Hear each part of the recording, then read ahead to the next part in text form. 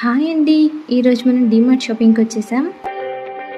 చూడండి ఎన్ని వెరైటీస్ ఉన్నాయో.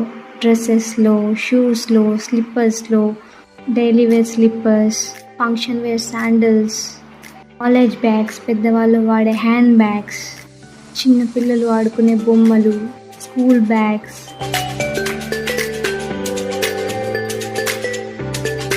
అసలు ఇవన్నీ పక్కన పెడితే మనం డీమార్ట్కి ఒక్క సామాన్ కోసం వస్తే 10 సామాన్లు వేసేసుకుంటాం కార్ట్లో, అవునా కాదా?